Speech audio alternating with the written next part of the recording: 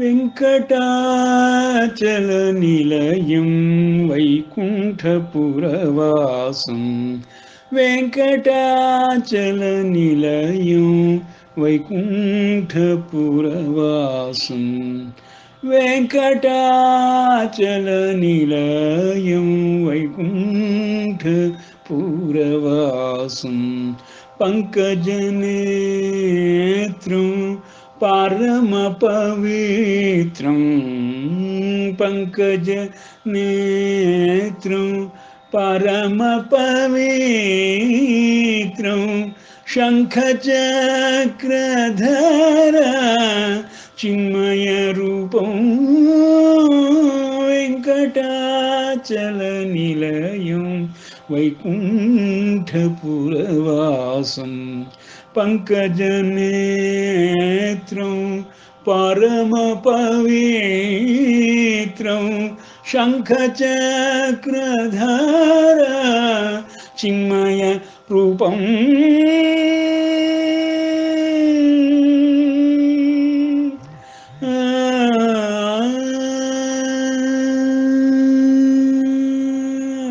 अम्बुजोद्भव विनुतम्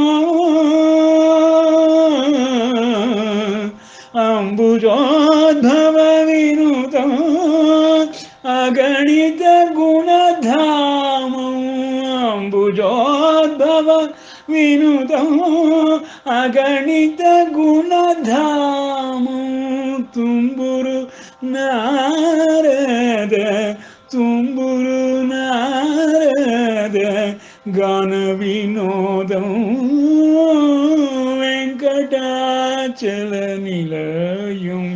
वैकुण्ठपुरवासं पङ्कजनेत्रं परमपवित्रं शङ्खचक्रधर चिन्मयरूपम्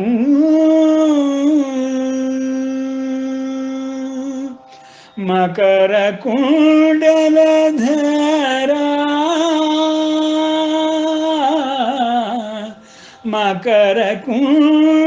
मकरकुण्डलधरा मदन गोपाल मकरकुण्डलधरा मदन गोपाल भक्तपोषक भक्तपोषक श्री भक्तपोषक श्री पुरंदर विठलं वेङ्कटाचलनिलयं वैकुण्ठपुरवासं पङ्कजनेत्रं परमपवित्रं शङ्खचक्रधर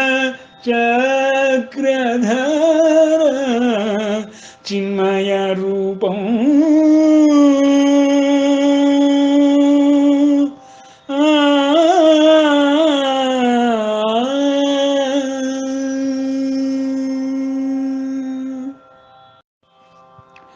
शुक्लाम्बरधरं विष्णुं शशिवर्णं चतुर्भुजं प्रसन्नवदनं ध्यायेत् सर्वविघ्नोपशान्तये अगजाननपद्मार्कं गजाननमहर्निशम् अनेकदं तं भक्तानां एकदन्तमुपास्महे य इमं परमं गुह्यं मद्भक्तेष्वभिधास्यति भक्तिं मयि परां कृत्वा मामेवैष्यत्यसंशयः न च तस्मान्मनुष्ये तु कश्चिन्मे प्रियकृत्तमः भविता न च मे तस्माद् अन्यः प्रियतरो भुवि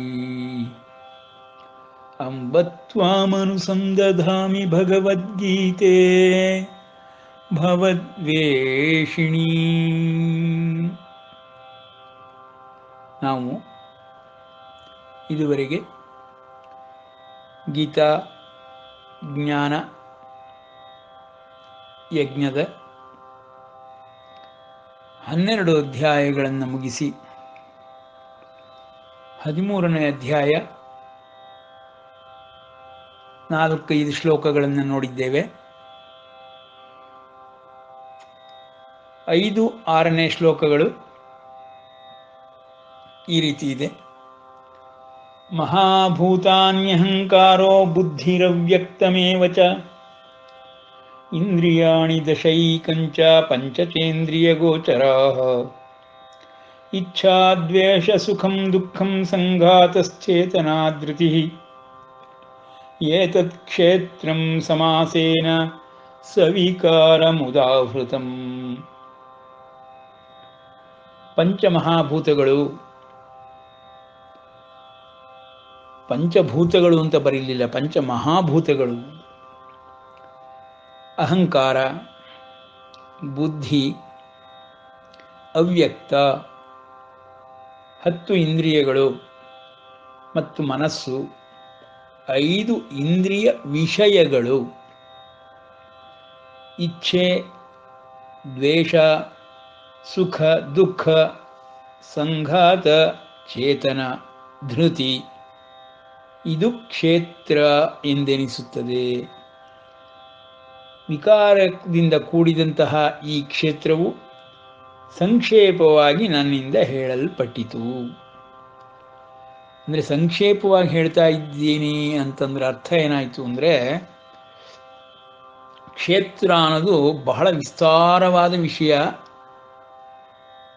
ಬಹಳಷ್ಟು ಅರ್ಥಗಳಿದೆ, ಅನೇಕ ಅರ್ಥಗಳಿದೆ. ವಿಧ ವಿಧವಾಗಿ ಪೃಥಕ್ಕಾಗಿ ಅದನ್ನು ನೋಡಬಹುದು. ಹಾಗೆಂದು ಹಿಂದಿನ ಶ್ಲೋಕದಲ್ಲಿ ಋಷಿಭಿಃ ಬಹುಧಾ ಗೀತಂ ಛಂದೋಭಿಃ ವಿವಿಧೈಃ ಪೃಥಕ್ ಬ್ರಹ್ಮಸೂತ್ರ ಪದೈಶ್ಚೈವ ಹೇತುಮದ್ಭಿರ್ವಿನಿಶ್ಚಿತೈಃ. ಕ್ಷೇತ್ರಜ್ಞರ ಸ್ವರೂಪವನ್ನು ಋಷಿಗಳು ಬಹುಪ್ರಕಾರವಾಗಿ ಹಾಡಿದ್ದಾರೆ. ಬಹುಪ್ರಕಾರವಾಗಿ ಅಂದರೆ ಬಹಳ ವಿಸ್ತಾರವಾಗಿ ಹಾಡಿದ್ದಾರಪ್ಪ. ಅಂದರೆ ಏನಾಯಿತು? ಋಷಿಮುನಿಗಳಿಂದ ರಚಿಸಲ್ಪಟ್ಟಂತಹ ಹಲವು ಕಾಲಘಟ್ಟಗಳಲ್ಲಿ ಉಂಟಾಗಿರುವಂತಹ ವೇದಗಳು, ಉಪನಿಷತ್ಗಳು, ಇತಿಹಾಸಗಳು, ಪುರಾಣಗಳು, ಇವುಗಳೆಲ್ಲವನ್ನೂ ಋಷಿಗಳಿಂದನೇ ಆಗಿರೋದಾದ್ರಿಂದ ಇವುಗಳೆಲ್ಲವನ್ನು ವಿಸ್ತಾರವಾಗಿದೆ, ಪೃಥಕ್ಕಾಗಿದೆ. ಒಬ್ಬೊಬ್ಬರು ಒಂದೊಂದು ರೀತಿಯಲ್ಲಿ ಒಂದೊಂದು ಅಂಶವನ್ನು ಎತ್ತಿ ತೋರಿಸಿದ್ದಾರೆ. ಎಲ್ಲವೂ ಸೇರಿಸಿ ನೋಡಿದಾಗ ಸಂಕ್ಷೇಪವಾಗಿ ನಾನು ನಿನಗೆ ಹೇಳ್ತಾ ಇದ್ದೇನೆ ಅಂತ ಶ್ರೀಕೃಷ್ಣ ಇಲ್ಲಿ ಕ್ಷೇತ್ರ ಮತ್ತು ಕ್ಷೇತ್ರಜ್ಞರ ವಿಷಯದಲ್ಲಿ ಬಹಳಷ್ಟು ತಿಳ್ಕೊಳ್ಳುವುದಿದೆ. ಎಲ್ಲವೂ ಋಷಿಗಳಿಂದನೇ ಆದಿಯಿಂದ ಶುರುವಾಗಿರುವಂತಹ ಈ ಜ್ಞಾನ ಭಂಡಾರ ಕ್ಷೇತ್ರನ ವಿಷಯದಲ್ಲಾಗಲಿ ಕ್ಷೇತ್ರಜ್ಞನ ವಿಷಯದಲ್ಲಾಗಲಿ ಅಡಗಿದೆ ಎಂದು ತಿಳಿಸಿ ನಾನು ಸಂಕ್ಷೇಪವಾಗಿ ಹೇಳ್ತಿದ್ದೀನಪ್ಪ ಅಂತ ಹೇಳ್ತಾ ಇದ್ದಾನೆ. ಅದರೊಳಗೆ ಕ್ಷೇತ್ರದ ಬಗ್ಗೆ ಹೇಳಬೇಕಾದಾಗ ಪಂಚಮಹಾಭೂತಗಳು ನೋಡಿ, ಇದು ಒಂದನ್ನೇ ನಾವು ವಿಸ್ತಾರವಾಗಿ ನೋಡಬಹುದು. ಈಗ ಪಂಚಮಹಾಭೂತಗಳು ಭೂಮಿರಾಪೋ ಅನಲಹ ಅನಿಲ, ಮತ್ತು ಅನಿಲ ಬದಲು ವಾಯು ಅಂತ ಹೇಳ್ತಾರೆ. ಭೂಮಿರಾಪೋ ನಲೋ ವಾಯು ಖಂ 5 ಪಂಚಭೂತಗಳು, ಪಂಚಭೂತ ತತ್ವಗಳು, ಅವುಗಳೇ ಮಹಾಭೂತಗಳಾಗುತ್ತವೆ ಅಂತ ಹೇಳ್ತಾ ಇದ್ದಾರೆ ಪರಮಾತ್ಮ. ನೋಡಿ, ಎಲ್ಲವೂ ಸೂಕ್ಷ್ಮ ರೂಪ ಮತ್ತು ಸೂಕ್ಷ್ಮತರವಾಗಿರುವ ರೂಪಗಳಲ್ಲಿ ವರ್ಣಿಸ್ತಾ ಇದ್ದಾನೆ ಇಲ್ಲಿ ಪರಮಾತ್ಮ. ಯಾಕಪ್ಪ ಹಾಗಂತ ಹೇಳಬೇಕು ಅಂದರೆ, ಬುದ್ಧಿ ಅಹಂಕಾರ ಅಂತ ಹೇಳಿದ ತಕ್ಷಣವೇ ಅವ್ಯಕ್ತಂ ಅಂತ ಹೇಳ್ತಾ ಇದ್ದಾನೆ ಪರಮಾತ್ಮ. ಅಹಂಕಾರ ಅಂದರೆ ಬೇರೇನೂ ಅಲ್ಲ, ಆತ್ಮನಿಗೆ ಇನ್ನೊಂದು ಪದ ಅಂತ ನಾವು ಹೇಳಿದ್ವಿ. ಅಂದರೆ ಅಸ್ತಿತ್ವವಿಲ್ಲದೆ ಇರುವಂಥದ್ದು, ಆದರೆ ಅಸ್ತಿತ್ವವಿದೆ ಅಂತ ತೋರಿಸಿಕೊಳ್ಳುವುದು. ಅದನ್ನೇ ಮಾಯೆ ಅಂತ ಬೇಕಾದರೂ ಹೇಳಬಹುದು. ಆದರೆ ಮಾಯೆ ಅಂತ ಹೇಳುವಾಗ ಏನಾಗಿದೆ ಅಂದರೆ, ಅದನ್ನು ನಾವು ಮಾಯೆ ಅಂದರೆ ಫಾಲ್ಸ್ ಅಂತಾಗಲಿ ಮಿಥ್ಯೆ ಅಂತಾಗಲಿ ತಿಳ್ಕೊಂಡ್ಬಿಡ್ತೀವಿ. ಅದು ಸತ್ಯದ ಒಂದು ಅಂಶವೇ. ಮಾಯೆಯಿಂದ ಆವರಿಸಲ್ಪಟ್ಟಿದೆ ಸದ್ವಸ್ತು ಅಂತ ಹೇಳಿದ್ರೆ, ಅಜ್ಞಾನದಿಂದ ಜ್ಞಾನ ಆವರಿಸಲ್ಪಟ್ಟಿದೆ ಅಂತ ಹೇಳಿದ್ರೆ, ಅದು ಭಿನ್ನವಾದ ವಸ್ತು ಅಲ್ಲ, ಬೇರೆಯಾದ ವಸ್ತು ಅಲ್ಲ, ತತ್ಸಂಬಂಧಿತ ವಸ್ತು. ನೋಡಿ, ಜ್ಞಾನಕ್ಕೆ ಅಜ್ಞಾನ ಅಂತ ಹೇಳ್ತೀವಿ, ಅಜ್ಞಾನದೊಳಗೆ ಜ್ಞಾನವಿದೆ. ಆ ಅಕ್ಷರವನ್ನು ತೆಗೆದುಬಿಟ್ರೆ ಜ್ಞಾನ ಇದೆ. ಸತ್ ಅಸತ್, ಹಾಗೆ ಅದನ್ನು ಒಳಗೊಂಡಿರುವಂಥದ್ದು, ಆವರಿಸಲ್ಪಟ್ಟಿರುವಂಥದ್ದು.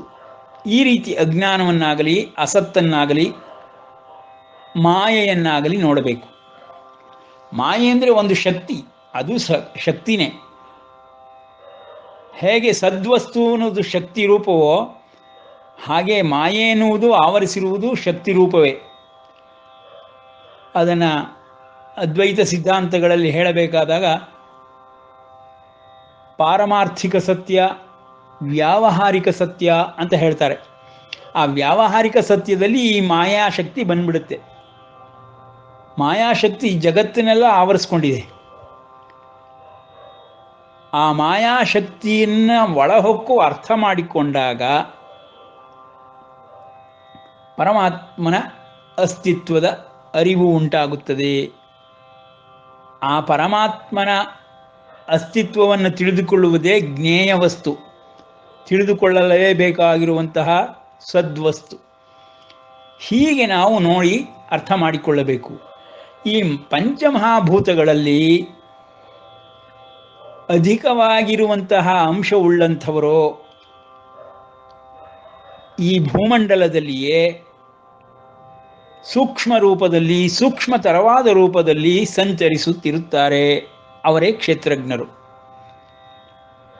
ಅವರುಗಳಿಗೆ ಒಂದೊಂದು ನೆಲೆ ನಿಲ್ಲುವುದಕ್ಕೆ ಕ್ಷೇತ್ರವಿದ್ದರೆ ಆಗ ಅದು ಕ್ಷೇತ್ರವೆನಿಸಿಕೊಳ್ಳುತ್ತದೆ.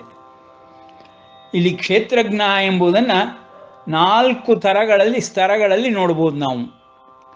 ನೋಡಿ, ಎಲ್ಲ ಶಕ್ತಿ ರೂಪಗಳು ಭೌತಿಕವಾಗಿರುವಂತಹ ಸೂಕ್ಷ್ಮ ರೂಪದ ಶಕ್ತಿ ಇರುವಂತಹ ಪಂಚಭೂತ ತತ್ವಾಧಿಕ ಉಳ್ಳವರು ಸಿದ್ಧರು, ದೇವತೆಗಳು, ಯಕ್ಷ ಕಿನ್ನರ ಕಿಂಪುರುಷಾದಿ ಸರ್ವ ಸೂಕ್ಷ್ಮ ರೂಪಿಗಳು, ಇವರೆಲ್ಲರೂ ಒಂದಲ್ಲ ಒಂದು ಇದರೊಳಗೆ ದೇಶದಲ್ಲಿ ಕ್ಷೇತ್ರಜ್ಞರು ಅನ್ನಿಸ್ಕೊಳ್ತಾರೆ. ಯಾರು ಕ್ಷೇತ್ರದಲ್ಲಿ ಇರ್ತಾರೆಯೋ ಅಥವಾ ಕ್ಷೇತ್ರದಲ್ಲಿ ನೆಲೆ ನಿಲ್ಲುತ್ತಾರೆಯೋ ಅವರು ಕ್ಷೇತ್ರಜ್ಞರಾಗಿ ಬಿಡುತ್ತಾರೆ. ಆ ರೀತಿ ಕ್ಷೇತ್ರಜ್ಞರ ಹಂತ ಹಂತವಾಗಿ ವಿಧ ವಿಧವಾದ ಸ್ತರಗಳಲ್ಲಿ ಕ್ಷೇತ್ರಜ್ಞರನ್ನು ಅರ್ಥ ಮಾಡಿಕೊಳ್ಬೇಕು. ಕ್ಷೇತ್ರಜ್ಞರ ಪ್ರಭಾವ ಆ ಕ್ಷೇತ್ರದ ಮೇಲೆ ಅವರ ಒಂದು ಸತ್ವಕ್ಕೆ ತಕ್ಕಂತೆ ಉಂಟಾಗುತ್ತಿರುತ್ತದೆ. ನಮ್ಮಗಳ ಭಾವಕ್ಕೆ ತಕ್ಕಂತೆ ಆ ಕ್ಷೇತ್ರಜ್ಞರನ್ನು ಗುರುತಿಸುವ ಶಕ್ತಿ, ದೇವತಾದಿ ಶಕ್ತಿಗಳನ್ನು ಗುರುತಿಸುವ ಶಕ್ತಿ ನಮಗೆ ಬರುತ್ತದೆ. ನಮ್ಮ ಶಕ್ತಿಯು, ಆ ಒಂದು ಶಕ್ತಿಯು ಸ್ಪಂದನವಾಗುವ ತೊಡಗಿದರೆ ಆಗ ರೆಸೊನೆನ್ಸ್ ಅಂತ ಏನು ಹೇಳ್ತಾರೆ, ಆ ರೀತಿ ರೆಸೊನೆನ್ಸ್ ಆಗೋದಕ್ಕೆ ಶುರು ಮಾಡಿದ್ರೆ ಆ ಒಂದು ಶಕ್ತಿಯ ಅಸ್ತಿತ್ವ ನಮಗೆ ಅರ್ಥವಾಗುತ್ತೆ. ಹೀಗೆ ನಾವು ಆಧ್ಯಾತ್ಮವನ್ನು ತಿಳಿದುಕೊಳ್ಬೇಕು. ಇದು ಆಧ್ಯಾತ್ಮದ ನಿಜವಾದ ಜ್ಞಾನ, ತತ್ವಜ್ಞಾನ. ಈಗ ನೋಡಿ, ನಾವು ಕ್ಷೇತ್ರ ಅಂತ ಹೇಳಿದ ತಕ್ಷಣವೇ ಕ್ಷೇತ್ರಜ್ಞರ ಸತ್ವಕ್ಕೆ ತಕ್ಕಂತೆ ವಿಧ ವಿಧ ಕ್ಷೇತ್ರಜ್ಞರು ಉಂಟಾಗ್ತಾರೆ, ವಿಧ ವಿಧವಾದ ಕ್ಷೇತ್ರಗಳು ಉಂಟಾಗುತ್ತೆ. ಅದನ್ನೇ ಛಂದೋಭಿಃ ವಿವಿಧೈಃ ಪೃಥಕ್ ಬ್ರಹ್ಮಸೂತ್ರ ಪದೈಶ್ಚೈವ ಹೇತುಮದ್ಭಿರ್ವಿನಿಶ್ಚಿತೈಃ ಅಂತ ನಿಶ್ಚಿತವಾಗಿ ಹಾಡಿ ಹೊಗಳಿದ್ದಾರೆ. ನಿಶ್ಚಯ ರೂಪವಾಗಿ ಹಾಡಿ ಹೊಗಳಿದ್ದಾರೆ ಅಂದರೆ ಯಾರನ್ನ ಹೋಳಿದ್ದಾರೆ? ಎಲ್ಲ ಸಿದ್ಧರು, ಶಕ್ತಿ ದೇವತೆಗಳು, ಗ್ರಾಮ ದೇವತೆಗಳು ಮತ್ತು ಮೇಲಿನ ಸ್ತರಗಳಿಗೆ ಹೋಗುತ್ತಾ ಹೋಗುತ್ತಾ ಪಂಚಭೂತ ಅಂಶ ಅಧಿಕ ಉಳ್ಳಂತಹ ಮಹಾಶಕ್ತಿಗಳು ಎಲ್ಲವೂ ಸೂಕ್ಷ್ಮ ರೂಪದ ದೇವತೆಗಳಾಗಿಯೇ ನಮಗೆ ಕಾಣಿಸುವರು. ಈ ರೀತಿ ಕ್ಷೇತ್ರಜ್ಞರುಗಳನ್ನು ಹಲವು ಸ್ತರಗಳಲ್ಲಿ ಅರ್ಥ ಮಾಡಿಕೊಳ್ಳಬಹುದು. ಇಲ್ಲಿ ಪರಮಾತ್ಮ ಹೇಳಿದಂತಹ ಕ್ಷೇತ್ರಜ್ಞ ನಾನೇ, ಕ್ಷೇತ್ರಜ್ಞಂ ಮಾಂ ವಿದ್ಧಿ ಅಂತ ಹೇಳಿದನಲ್ಲಪ್ಪ. ಹಂಗಂದ್ರೆ ಏನು ಅಂದರೆ, ಮಹಾವಿಷ್ಣು ಭಾವದಿಂದ ವಿಶ್ವರೂಪವನ್ನು ತೋರಿಸಿದಂತಹ ಪರಮಾತ್ಮ ಆದಿಮೂಲ. ಅವನು ಮಹಾಭೂತಾನಿ ಅನ್ನುವ ಅಂಶಗಳಿಂದ ಇಲ್ಲಿಲ್ಲ. ಅವನ ಅಂಶವೇನಪ್ಪ ಹಾಗಾದರೆ?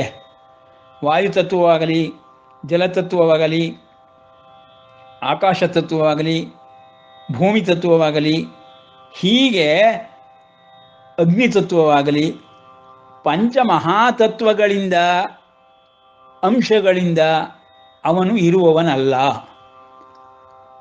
ಆ ಕಾರಣದಿಂದ ಭೂಮಂಡಲಕ್ಕೆ ಹತ್ತಿರವಾಗಿ ಅವನು ಇರುವುದೇ ಇಲ್ಲ. ಹಾಗಾದರೆ ಅವನೇನಪ್ಪ, ಯಾವ ರೂಪದಲ್ಲಿರ್ತಾನೆ?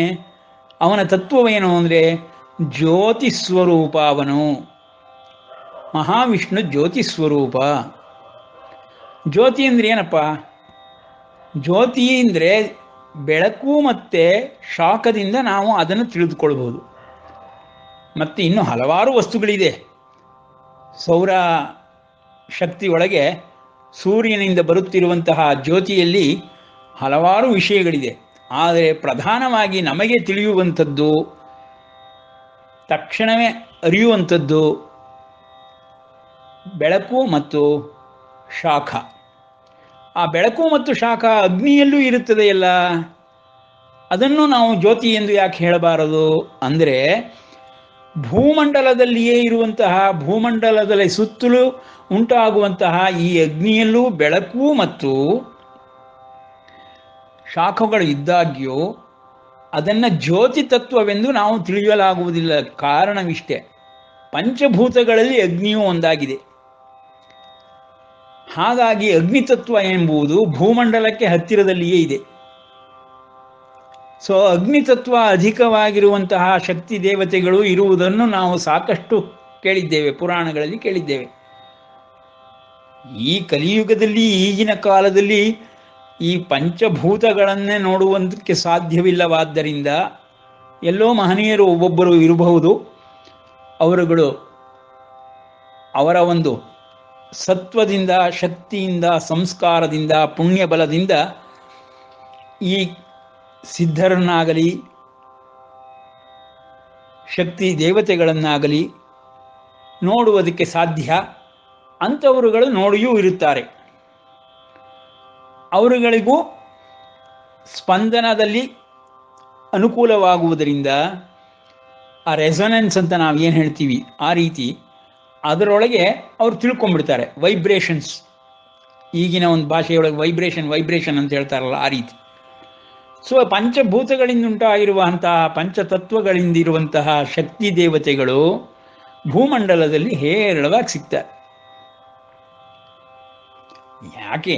ನಮ್ಮ ಪಿತೃದೇವತೆಗಳೇ ಶಕ್ತಿ ಸಂಸ್ಕಾರ ಪುಣ್ಯಗಳಿಂದ ಸತ್ವಯುತರಾಗಿದ್ದರೆ ಆ ಪಿತೃದೇವತೆಗಳೇ ಅವರವರ ವಂಶಪಾರಂಪರ್ಯವಾಗಿ ಬಂದಿರುವಂತಹ ಸಂತತಿಗಳನ್ನು ರಕ್ಷಣೆನೂ ಮಾಡ್ತಾ ಇರ್ತಾರೆ. ಅವರುಗಳಿಗೆ ಪ್ರಸಾದವನ್ನು ಕರುಣಿಸ್ತಿರ್ತಾರೆ, ಅವರುಗಳಿಗೆ ಆಶೀರ್ವಾದವನ್ನು ಮಾಡ್ತಾ ಇರ್ತಾರೆ.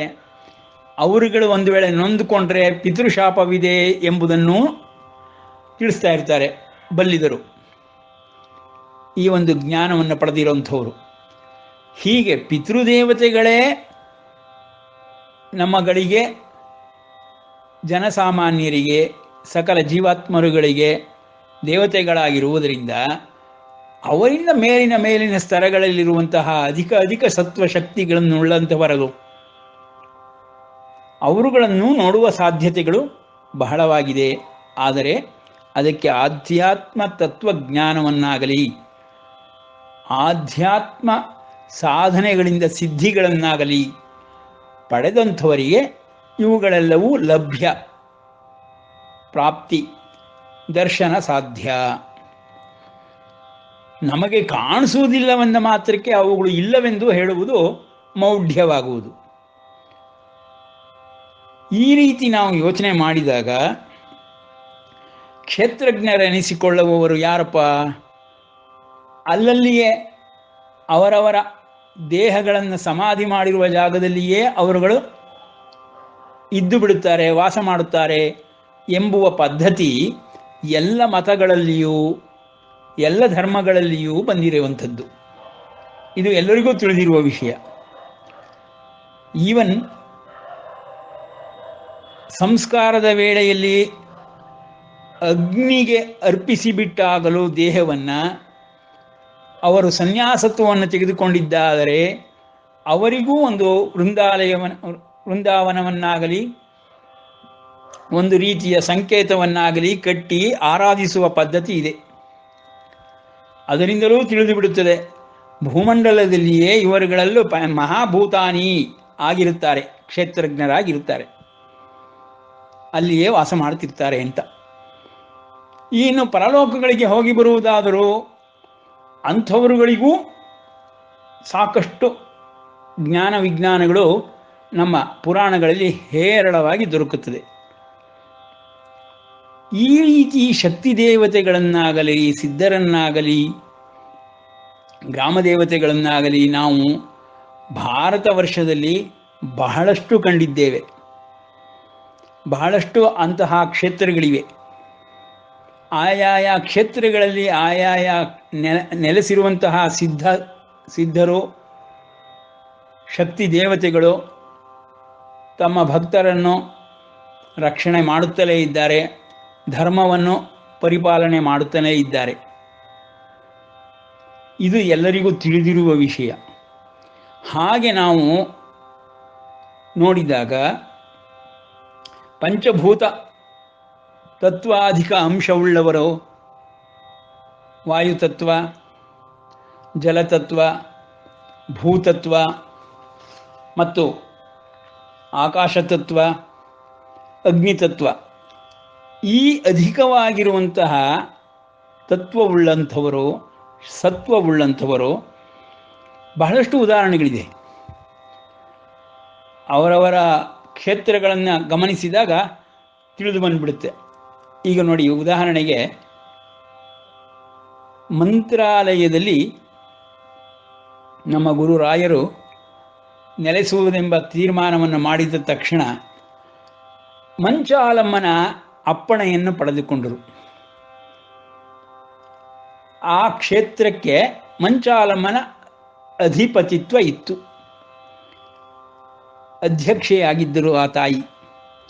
ಆ ಕಾರಣದಿಂದ ಅವರ ಹತ್ರ ಅಪ್ಪಣೆಯನ್ನು ಪಡೆದುಕೊಂಡು ಮಂತ್ರಾಲಯದಲ್ಲಿ ಗುರುರಾಯರು ನೆಲೆಸಿದರು. ಇದು ತಿಳಿದಿರುವ ವಿಷಯ.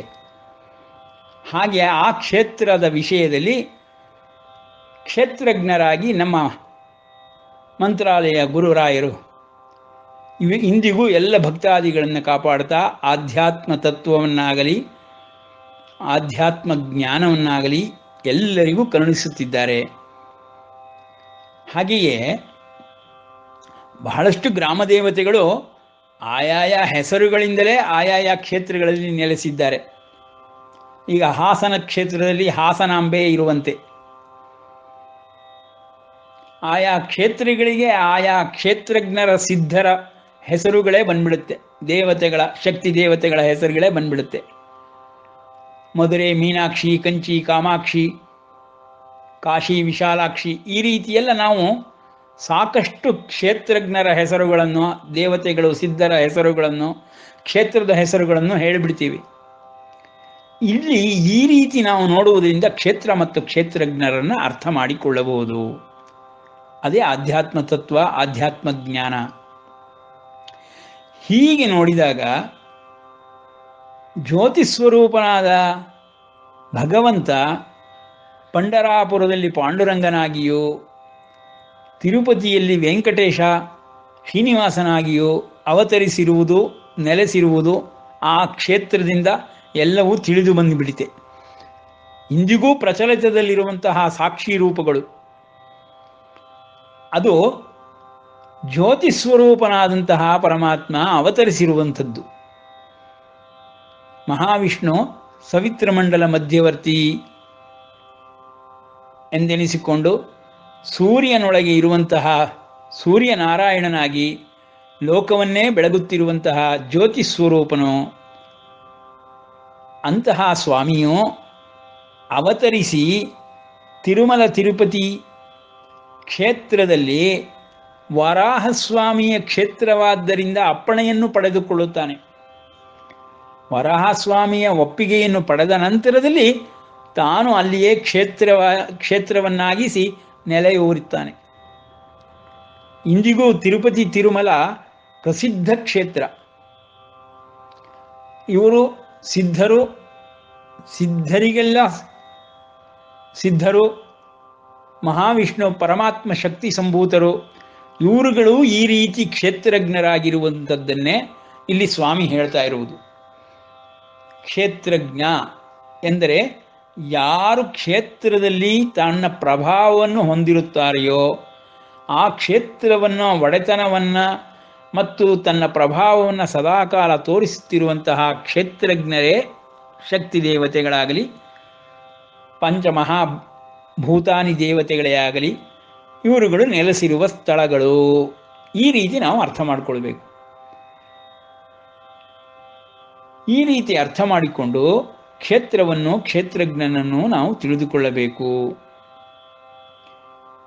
ಮುಂದೆ ಏನು ಹೇಳ್ತಾ ಇದ್ದಾನೆ ಪರಮಾತ್ಮ? ಪಂಚಮಹಾಭೂತಾನಿ ಅಹಂಕಾರ, ಬುದ್ಧಿ, ಅವ್ಯಕ್ತ, 10 ಇಂದ್ರಿಯಗಳು ಮತ್ತು ಮನಸ್ಸು, 5 ಇಂದ್ರಿಯ ವಿಷಯಗಳು, ಇಚ್ಛೆ, ದ್ವೇಷ, ಸುಖ, ದುಃಖ, ಸಂಘಾತ, ಚೇತನ, ಧೃತಿ, ಇವುಗಳೆಲ್ಲವನ್ನು ಸೇರಿಸಿ ಕ್ಷೇತ್ರ ಎಂದು ಹೇಳ್ತಾ ಇದ್ದಾನೆ ಪರಮಾತ್ಮ. ಎಲ್ಲದರಲ್ಲಿಯೂ ತತ್ವರೂಪದಿಂದ, ಸೂಕ್ಷ್ಮತರವಾದ ರೂಪದಿಂದ ಕ್ಷೇತ್ರಜ್ಞನಾಗಿ ಇರ್ತಾನೆ. ಕ್ಷೇತ್ರವೆಲ್ಲವೂ ವಿಕಾರದಿಂದ ಕೂಡಿರುತ್ತದೆ. ಅಮಾನಿತ್ವಂ, ಅದಂಬಿತ್ವಂ, ಅಹಿಂಸಾ, ಕ್ಷಾಂತಿರಾರ್ಜವಂ, ಆಚಾರ್ಯೋಪಾಸನಂ, ಶೌಚಂ, ಸ್ಥೈರ್ಯಮಾತ್ಮವಿನಿಗ್ರಹ. ನೋಡಿ, ಇಲ್ಲಿ ಪರಮಾತ್ಮ ಕ್ಷೇತ್ರನ ವಿಷಯದಲ್ಲಿ ತಿಳಿಸ್ತಾ ಇರಬೇಕಾದಾಗ ಕ್ಷೇತ್ರಜ್ಞರಾಗಿ ಯಾವ ಶಕ್ತಿ ದೇವತೆಗಳಿರ್ತಾರೋ ಅವರುಗಳ ಗುಣಗಳನ್ನೂ ಮತ್ತು ದೋಷಗಳನ್ನೂ ಅದರ ಪ್ರಭಾವವನ್ನು ತಿಳಿಸ್ತಾ ಇದ್ದಾನೆ. ಈಗ ರುದ್ರ ಭಯಂಕರ ರೂಪನಾದಂತಹ ಶಂಕರನ ಕ್ಷೇತ್ರಗಳಲ್ಲಿ ಆ ಗುಣಗಳು ಅಧಿಕವಾಗಿರೋದು ಕಾಣಿಸುತ್ತೆ. ಹಾಗೆ ಸಾತ್ವಿಕ ಗುಣಗಳು ಅಧಿಕವಾಗಿರುವಂಥ ಕ್ಷೇತ್ರಗಳೂ ಉಂಟು. ಶಕ್ತಿ ದೇವತೆಗಳು ಆ ಶಕ್ತಿ ದೇವತೆಗಳು ಇರುವಂತಹ ಜಾಗದಲ್ಲಿಯೂ ಸತ್ವರಜಸ್ತಮೋ 3 ಗುಣಗಳು ಪ್ರಭಾವವನ್ನು ತೋರಿಸುತ್ತಿರುವಂಥದ್ದು ಉಂಟು. ಸತ್ವರಜಸ್ತಮೋ ಗುಣಗಳೇ ಇಲ್ಲದ ಇರುವಂತಹ ಸಿದ್ಧಪುರುಷರು, ಯಕ್ಷರು ಯಾರೂ ಇಲ್ಲ. ಯಾಕಪ್ಪ?